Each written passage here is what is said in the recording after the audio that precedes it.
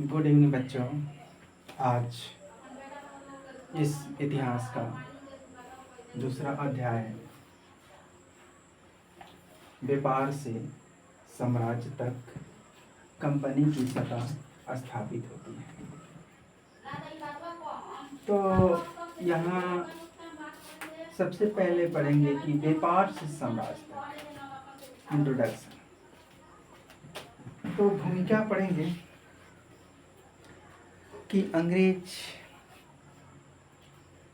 यहाँ व्यापार करने आया और व्यापार करने के बाद धीरे धीरे राजनीतिक भागीदारी लेने लगा और एक तरह से पूरे राज्य को अपने पक्ष में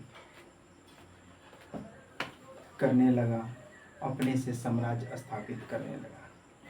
बहुत बड़ा, लगभग पूरे भारत पर ही अंग्रेजों का दबदबा होने लगा। तो यहाँ सबसे पहले कि अंग्रेज व्यापार 1498 ईस्वी में पुर्तगाल के व्यापारी वास्को डी गामा आए और यहाँ से 1 रुपया के जो सामान ले गए वहाँ 60 रुपया बेचे, यानी 60 गुना नफा हुआ। इस नाफे के चलते वहाँ हड़कंप पूरे यूरोप महादेश में कि जो भी देश साम्राज्य स्थापित करता, पूरे देश में हड़कंप सी मच गई कि यह भारत को पहले सोने की चिड़िया कहा जाता था। इन्होंने यहाँ लूस खटोस मचाया। अंग्रेजों का देन है जो आज हम लोग भारत गरीबी रेखा में चलता है, नहीं तो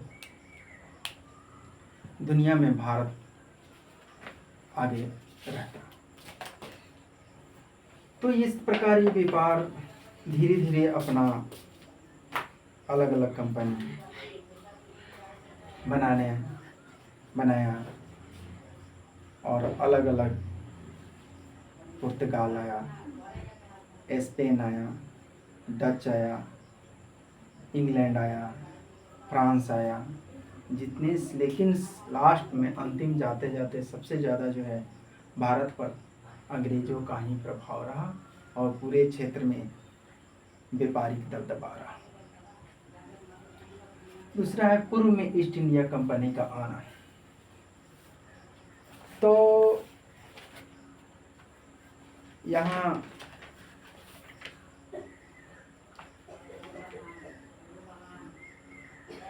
सबसे पहले कुछ भूमिका में और बता दे रहे हैं इंट्रोडक्शन में, क्योंकि भारत में मुगल साम्राज्य था और मुगल साम्राज्य 1707 ईस्वी में औरंगजेब की जब मृत्यु हो गई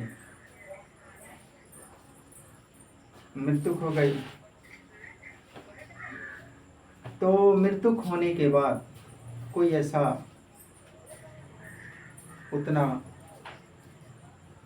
साहसी शासक नहीं रहा जो इतने बड़े साम्राज्य को संभाल सके, जिसके चलते धीरे धीरे जो भी उनके जो लगान देने वाले जमींदार लोग थे वे लोग धीरे धीरे आज़ाद होने लगे और अपना साम्राज्य स्थापित करने लगे, जिसके कारण अंग्रेजों ने इसका भरपूर फायदा उठाया और धीरे धीरे अपना साम्राज्य स्थापित करने लगा। क्योंकि अंग्रेज के मरने 1707 ईस्वी मरने के बाद बहादुर शाह जफर जो उसके बेटे को सामने में ही मार दिया।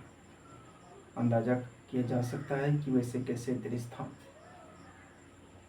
1857 ईस्वी के बाद युद्ध के बाद जब 1857 इसमें लॉर्ड डलहौजी आया था, तो सबसे बड़ी घातक डॉक्ट्राइन्स ऑफ लेप्स यानी फूट डालो शासन करो की नीति अपनाया, और जिसके चलते वह यह भी नियम बनाया कि जिसके पास पुत्र नहीं है वह दत्तक यानी गोद लेने की प्रथा, दत्तक पुत्र नहीं ले सकता है, उसको समाप्त कर दिया, जिसके कारण यहाँ और भी राज्यों में विद्रोह की भावना हुआ, जिसके चलते 1857 का विद्रोह हुआ। लेकिन 1857 के विद्रोह हारने के बाद अंग्रेज को जीतने के बाद और नियम पर नियम कानून बनाते चला गया और पूरे भारत में अपना साम्राज्य स्थापित कर लिया।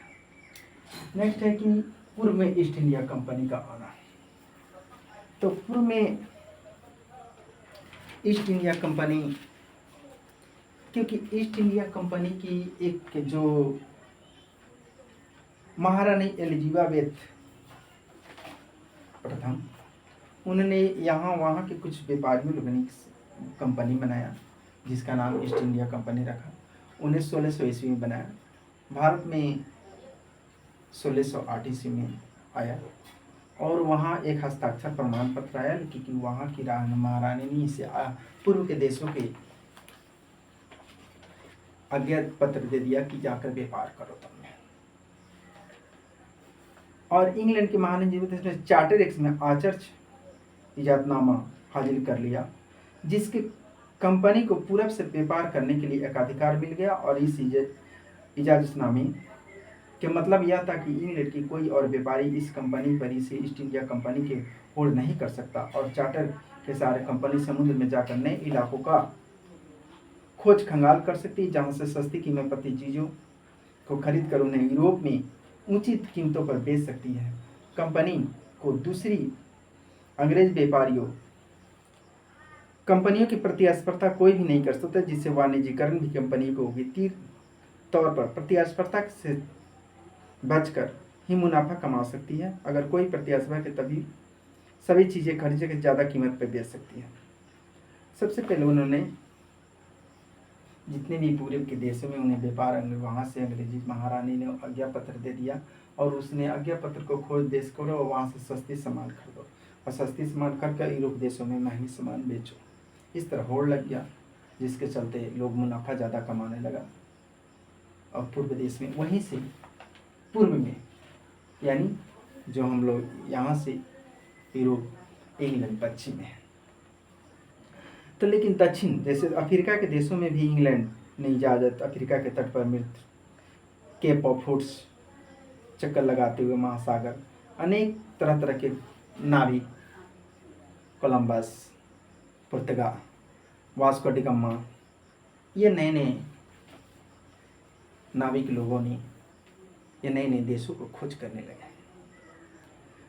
और इस तरह 1498 में भारत का वो एक साधारण रास्ते का खोज किया, क्योंकि भारत के पहले जो है या मंगोलिया होती हुआ अफगानिस्तान होती ये सब व्यापार होता था।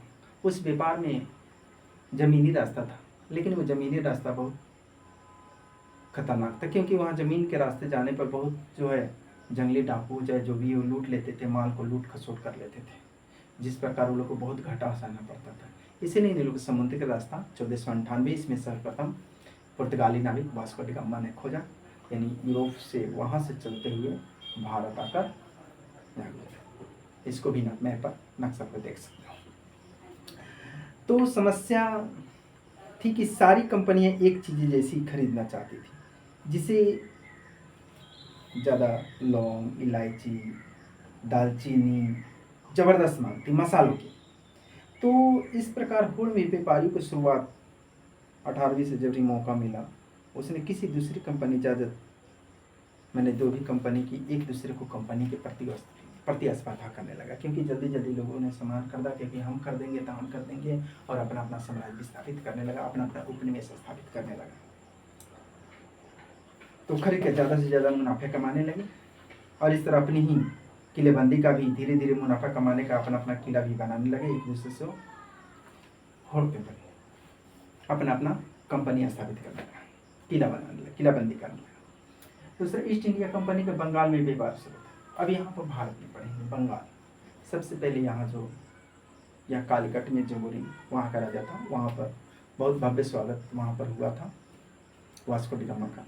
लेकिन वहाँ से जो अंग्रेज वहाँ उसके बाद जब 1608 ईस्वी में आए तो यहाँ पर पश्चिम बंगाल, तो पश्चिम बंगाल में सबसे पहले जब हुगली नदी में पहली ईस्ट इंडिया कंपनी जो 1651 में पहली इंग्लिश फैक्ट्री 1651 में हुगली नदी के किनारे शुरू की।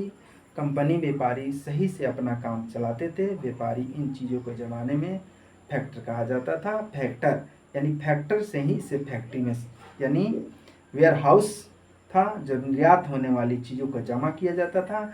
यहीं से उसके दफ्तर में धीरे धीरे कंपनी अफसरों बैठकर और व्यापार में फैलाने कंपनी को सौगातों व्यापारी में फैक्ट्री से आसपास का आकर मैंने बेचते थे। और धीरे धीरे उस जगह पर लोग बसावट नए नए शहर नए नए गाँव को लोगों धीरे धीरे न अपने बसाने लगे। तो कुछ यानी बिना वे लोग चाहते थे कि बिना शुल्क दिए 1696 से कंपनी की इस आबादी के चारों तरफ से एक किला बनाना शुरू किया था। 2 सालों से मुगल यानी तीनों गांवों की जमींदारी प्रथा कर ली थी। लेकिन इसे कोलकाता कहा जाता है। कंपनी मुगल सम्राट के अंग्रेजों को हर बात को तीर की तरह तो लिया जाता था। कंपनी बिना शुल्क चुकाए व्यापार करने का फरमान जारी कर देता था, क्योंकि यहाँ व्यापार अंग्रेजी लोग फ्री में व्यापार करते थे, टैक्स नहीं देते थे। लेकिन भारतीय व्यापारियों को टैक्स देना पड़ता था, जिसके चलते भारतीय व्यापारी पीछे हो गए और अंग्रेजी व्यापारी आगे हो गए, क्योंकि लोग टैक्स नहीं देता था। फ्री फरमान समझ में। तो कंपनी ज़्यादा से ज़्यादा रियायतें हासिल करने के लिए मौजूद अपनी अधिकारी ज़्यादा से मैंने फायदा उठाती थी और राजा सोसिली बहुत कम हो गई, क्योंकि अंग्रेजी नहीं देता था। जब अंग्रेज नहीं दिया टैक्स तो राजस्व वसूली भी कम हो गया। मद्रास में जहाज़ों के सामान को लाती स्थानीय नौकाएं विलियम स्मिथ ने द्वारा बनाया गया चित्र कुछ इस प्रकार है। इन मद्रास में जो दक्षिणी भारत है, मद्रास का नया नाम चेन्नई है। व्यापार से युद्ध, व्यापार से युद्ध। सबसे पहले इस युद्ध में और आगे विस्तार से हम पढ़ेंगे अगले नेक्स्ट पार्ट में। इसमें मुख्य रूप से क्षेत्रीय राजाओं 18वीं सदी के शुरुआत, एक दूसरे को फरमान अपमान, तरह तरह से लोगों को एक दूसरे को राज्य पर लड़ाना, जगह वहाँ से जीतना, तरह तरह से युद्ध, क्योंकि अंग्रेजों ने अपने नई तकनीकी के द्वारा कुछ आविष्कार कर लिया था और भारतीय लोग पुराने ढंग से लड़ते थे, जिसके कारण इनको हार का सामना करना पड़ता था। और व्यापार में युद्ध मैंने अपना सामान फ्री में बेच देना। फ्री का मतलब नहीं कि मैंने मान लीजिए कि सस्ता, क्योंकि अंग्रेजों का सामान सस्ता मिलता था जिस तरह लोग खरीदते थे, और भारतीयों का सामान महंगा बिकता था जिसके कारण को लोग नहीं खरीदते था। आज भी हमारे भारत के प्रधानमंत्री जी ने स्वदेशी अपनाओ का नारा देते हैं, क्योंकि अपने देश के लोगों को फायदा होगा। यह स्थिति उस समय भी थी, लेकिन लोगों का नाम समझ था, जिससे सस्ते में आज भी चाइनीज बहुत सस्ता मिल जाता है कोई समय, लेकिन स्वदेशी टेक्नोलॉजी अधिक महंगे होने के कारण महंगा भी मिलता है, जिसके चलते व्यापार में युद्ध होने लगा। और इसके बाद टकराव, तरह तरह से टकराव, परिणति, प्रसिद्ध तरह तरह के कुछ युद्ध भी आगे हम बैटल ऑफ प्लासी के बारे में, मुख्य रूप से ये व्यापारी जंग के से ही हुआ था। इसके नेक्स्ट वीडियो में हम बैटल ऑफ प्लासी के युद्ध के बारे में पढ़ेंगे। थैंक यू बच्चों, धन्यवाद।